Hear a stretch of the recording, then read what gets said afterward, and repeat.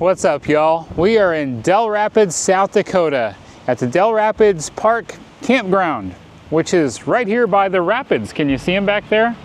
And the campground is also right by the baseball diamond. Now, normally I would have loved to have had Tanya right here with me, but she's just behind the camera because I don't know what these little things are. I'm guessing gnats, but they're like more infatuated with Tanya. I mean, I'm infatuated with her too. She's trying to keep them over there right now. Probably is gonna make you say, why would I wanna go there? It's been a very rainy season, so I suspect that that may have a part to do with it. At any rate, this is the Dell Rapids City Park Campground, which you can pay through the county or city, it's a city, website, $30 a night for electric and water hookups, $40 per night for full hookups. We're gonna take a look at all that, but I just wanted to start you out by, that's the rapids. That's the Dell Rapids right there. And there's beautiful bike trails that kind of go all around the town to all the different all the different parks that are here. Let's go around and take a look at this campground and try to keep these gnats or whatever they are out of our faces.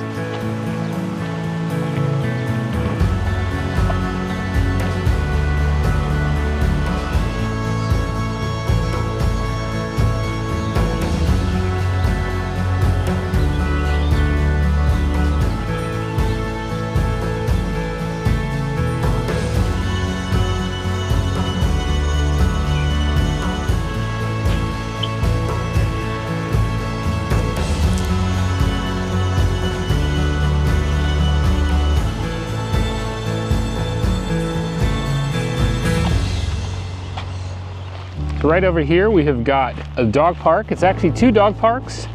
The smaller one on the farther side is for 20-pound and under dogs, and the larger one closer to us is for over 20-pound.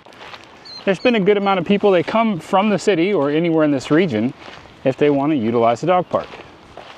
Nothing super fancy, just nice wide open space with a good chain link around it. Daisy's made some friends here and we've really appreciated that. Plenty of parking there as well, which is utilized a lot for the baseball games. Over here on the other side, this is the big baseball diamond. There's multiple baseball diamonds in this area, but I think this is the top stadium that they've got. They'll come out here, have tournaments, play loud music. If that's something that bothers you, you may want to reconsider staying at this campground. I didn't mind it. Majority of the songs they played were songs that we enjoy, so not a real big deal. I think maybe once or twice they played something we thought was inappropriate, but so right up here in the front between the parking for the dog park and the campground, you've got dumpster and dump station. And this is all free to use. I haven't seen anything where it says that it costs anything. And one of the things we noticed, we were here Memorial Day weekend, was that this place actually on Memorial Day had a line of campers just to use the dump station. I think it's people coming back that live in this area that had been out camping, and they knew they could come here for a free dump station. All right, let's take a look at the bathhouse. This is a interesting and I thought quite nice bathhouse, but it has a little bit of a problem. If you're tall, you might see a little bit too much. So for a city park bathroom, I mean, it looks like a city park bathroom, but the lighting, brand new LED lights, super bright in here. Everything looks really clean. The problem that I noticed was that after we had a bunch of baseball games, it got pretty bad in here. And one other aspect, you've got two showers. Water pressure is really good. Hot water is really good. Fortunately, it has the push buttons. Last about a minute. If somebody came in here on this handheld and they pulled on this apparently so hard, they ripped a hole. And nobody's been out to replace it yet, so that is kind of a bummer. It looks like somebody tested it out here just recently. That was not me. Also, there's only the one set of hooks. Nowhere else to set anything down, but it's a huge space. And that's what it sounds like when the water dies. You can just keep pushing it, it'll stay hot. I came in here one night just to use the toilet. Somebody was in this shower and they had been in there so long that this whole room was like a hot, steamy sauna. Thought that was pretty funny. So if you're bringing your kids here to baseball games, play in the playground, whatever, it'd be nice if you could, teach your kids not to come in and graffiti up the bathroom and pull on the handheld shower head as hard as possible. But I know I'm probably, for one, preaching to the choir, and two, those parents probably have no idea or don't care. There were some people out here maintaining the baseball field a moment ago. They stepped away, so let's just take a quick peek here. You've got some bleachers, you've got your, I don't know, press box. What do you call that? The announcer's box? I'll go with that. And here's the baseball diamond. Pretty good, they take pretty good care of it. While we were here, there was a big tournament, at least 10 games in a day. Very busy, popular place. And the bugs are in my mouth again. I'm taking a look here at the campsites. So right through the middle, there's some nice long pull-throughs, and they are really long. You see our camper over there? Since we've been here, they get mowed at least once a week, and the lawnmowers will come and they will move these picnic tables into the middle of the path, so you may have to move that out of the way. And the other bizarre thing is that the water spigots are on the wrong side. So as you're looking at this, here's your business side. There's your power, which they have 50 amp and 30 amp, sewer, and the water on the wrong side. Like I said, this is a really long campsite.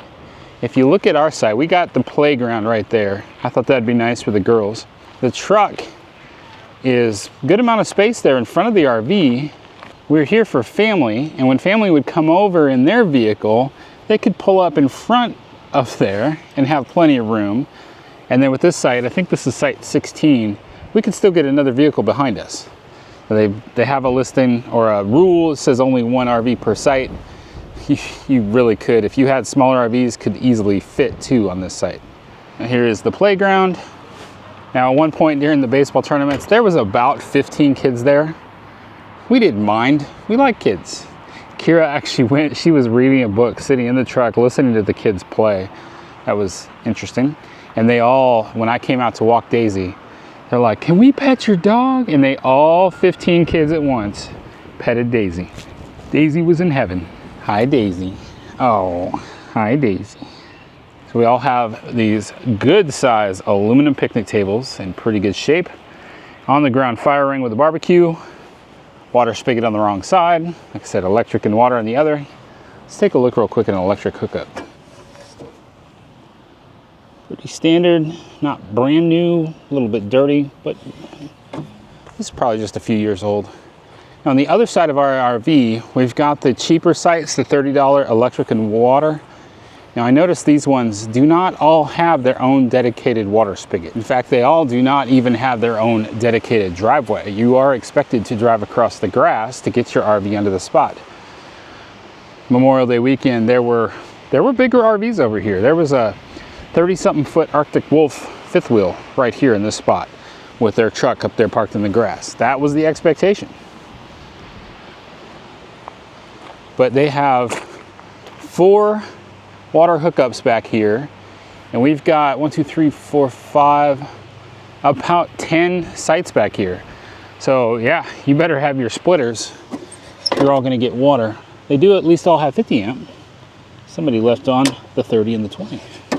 I just can't get over how long our site is. It's so huge. $40 a night, not a bad price. You know, if you're like passing through, you're staying here for vacation or whatever.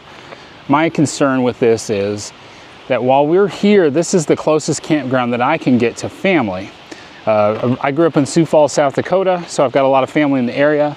The majority of my family has moved up north away from Sioux Falls, so this is the closest campground that I could find to family.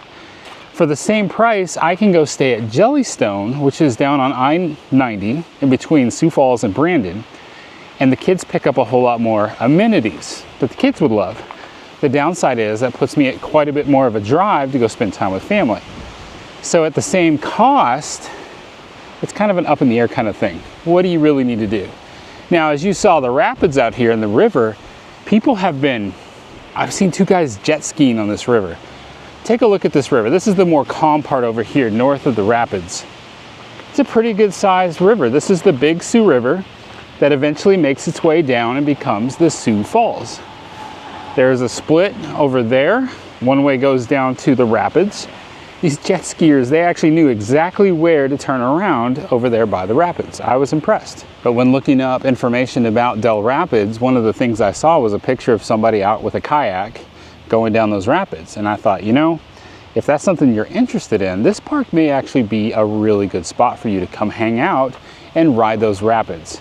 I think that that would be something that I honestly would enjoy if that's something I were into. Right now, I just don't have the finances or the durability for me to go riding down the rapids. Then the other positive aspect as well is this bike trail.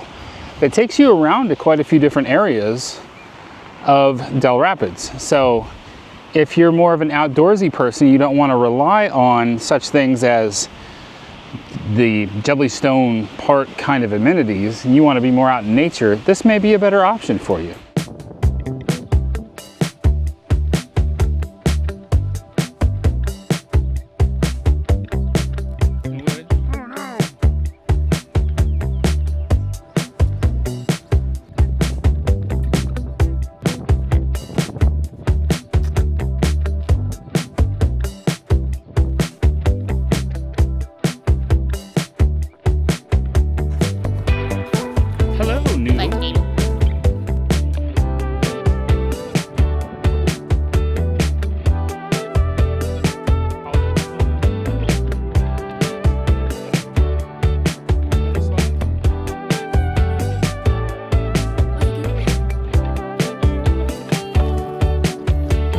Static electricity.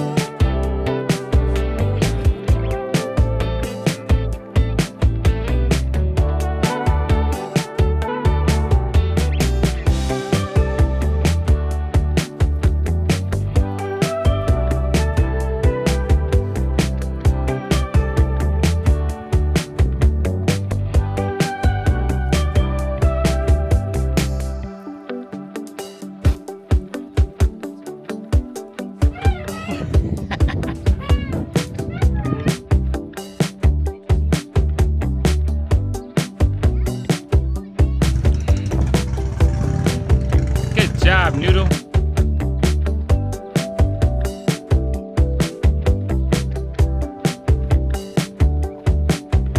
As I'm sure you can probably hear right now, it is very windy out here. So try to turn my back to the wind and hopefully you can't hear it as much. While we were here, this was May of 2024.